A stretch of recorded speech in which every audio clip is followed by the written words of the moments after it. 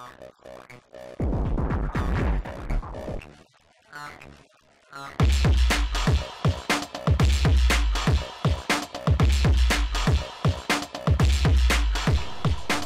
up, guys? It's Corzi from Gaming Legit, doing a commentary for Bad Company Vietnam. What an amazing expansion, truly amazing expansion. I have never, honestly, I can't even think of an expansion on a first-person shooter like this, as advanced as this. I mean, they redid graphics, objects, everything for Vietnam. The music alone that plays during the multiplayer when you get to a tank or one of the vehicles, or some buildings, is just it just brings a smile to your face, man. This game is so fun just to run around and play, just like you do in Bad Company 2. But I feel as if this game is a little bit more skill based, this expansion, than Bad Company 2 for a couple reasons, but there's counter arguments, of course, and I'm going to talk about them. So the first thing that you'd massively notice in the expansion is that the first thing that caught me off guard was that when I joined, I thought I had to start ranking up, you know, just like I did when I first started playing Bad Company, where you pick up your sniper class and you start using it so that way you can unlock the mortar strike. Because in the loadout, I didn't see that as equipped, but come to find out, it's default. And so, just to clear things up, this is the very first game of Vietnam I've ever played. I mean, this is just after downloading it, putting it in, and thinking that I had to rank up for the sniper class to be able to unlock the mortar strike and motion mines or something like that. But as I come to learn after 2 hours of playing this game, that you don't get motion mines. This is Vietnam. This isn't, you know, Modern Warfare. And so what they did in replace for your class system is that you got your C4 explosive. It's like dynamite, or I don't even know what it would be, but it's the Vietnam version of C4. I don't think it's called C4. It's something else. It's like dynamite, I'm pretty sure. And so you have dynamite, and you have your mortar strike. And so if you've already fully ranked up in Bad Company, you don't have to go through that grind of unlocking weapons. But I kind of wish I did. I kind of wish I had to unlock the new items and stuff in this game. Because I mean, the reason why I assumed I had to unlock stuff is because there's not too much stuff that I had offered for my assault rifle class, for my engineer class, or for my sniper. You basically have 3 choices for each class. You have 3 light machine guns, you have 3 assault rifles, and you have 3 submachine guns and 3 sniper rifles. So in Bad Company 2, you had a bit more options than that. And then of course you have your shotguns.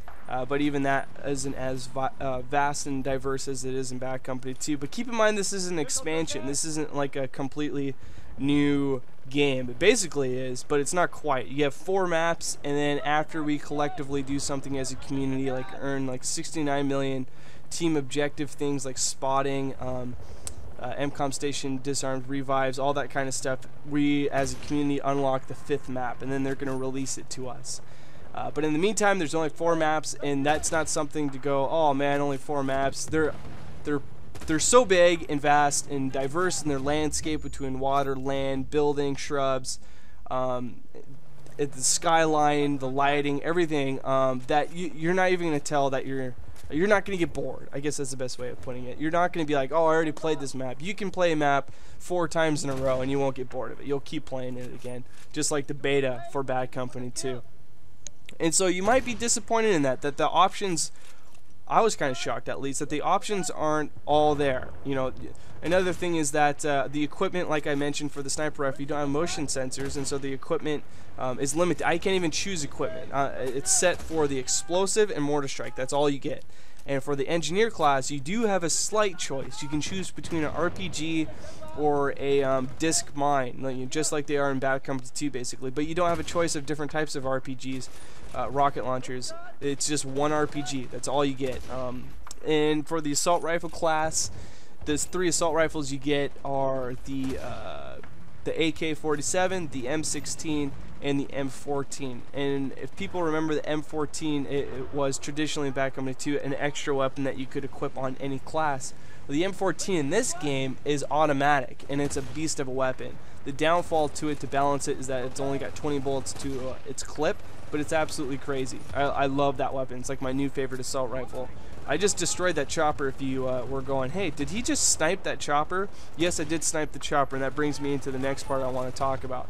You know, keep in mind this commentary is a little bit all over the place. I'm not going into too much depth on everything. It's just an overhead because I know people are curious about this game that do not have it fully and might be wanting to hear some of my initial first impressions. The thing I want to dedicate some time to now is the vehicles. Now, the vehicles in this game I feel are a lot more balanced. For example, you saw me destroy a chopper with my sniper. I've destroyed several choppers with my sniper rifle alone. I'm not shooting an RPG at it at all. Actually, for an engineer, it's super hard to shoot a chopper out of the sky with an RPG unless the pilot is super slow and like very predictably strafing across the screen without dropping up or down. You know, just strafing easily across the screen. Then they're easy. But you don't have your dart gun to be able to to connect with one of these the choppers or the tanks or something to make your RPGs lock on. As Vietnam, you don't have that ability. And so light machine guns, for example, can easily shoot down a chopper super fast. Look how fast this chopper got shot down from the moment it lifted off. It seems like they spawn a little bit faster to make up for how weak they are, but I like this. I actually like this. So basically what they did is they made it so that if you get into a vehicle, you have perks to being able to be in a vehicle. You can get to parts of the map and shuttle your teammates faster to other parts of the map. So if you're pinned into the map, like we have these guys, basically the reason why I'm doing a commentary over top of this without talking about strategy is because we have 3 points. I mean, every once in a while the A gets contested a little bit, but they're stuck in their spawn. And so what they should have done is, I just sniped that guy out of that car waiting to pick up his buddy. That was pretty badass too. What they should have done is, as their squad, get into the chopper, fly to the opposite end of the map, jump out, and try to get C. And so they, they throw us all amok, and we have to go try to get C back. So we stop spawn trapping them as heavily, and then they might possibly get back in the game. But the problem is that people don't understand that this is Vietnam. This isn't Bad Company 2, and there is a difference. They think it's like an Apache or some of the choppers that are in Bad Company, where it actually takes a while to shoot those things down, even though it's easier with the engineer class than it is in this game. And so you can't just fly around in your helicopter. You can't. You got to use it objectively. It's not a slaying machine. Now, the tanks are kind of cool because they have a flamethrower attachment, which is pretty badass, but they seem to be a lot weaker than they are in Bad Company 2. Now, again, don't take me to the books on all of this. I'm not 100% on the exact damage points or whatever for the vehicles and all that kind of stuff. It's just my 2 hours of experience after playing this game. It seems to me that all these small vehicles, like for example the one I'm aiming at right now, that would get destroyed easily with 1 RPG, no doubt about it. Tanks, 2 RPGs to the back seem to do it. If you're running a sniper class and you want to do your dynamite or whatever it is, the TNT, it's like the C4 equivalent in this game. I forget what, I don't know exactly what the name is. I'm pretty sure it's TNT, your explosive. If you run up to a tank, throw that on the tank, it'll destroy it in one go. Super easy to destroy. You can't use a light machine gun to shoot through the tank and end it, but you can for the helicopter. So there's a bunch of stuff to talk about. There's a ton of differences. I feel like the snipers reach their object a lot faster, or your target, and there isn't as much bullet drop for the M40, and so it kind of threw me off. You saw me in the beginning of the game trying to overcompensate for bullet drop, and really I basically aim just a couple inches above their head and it connects with a headshot from 100-point marksman away. So anyways, guys, I hope you have a happy holiday, Merry Christmas, God bless, best of wishes, and definitely worth a buy. Trust me, this is definitely worth a buy. God bless.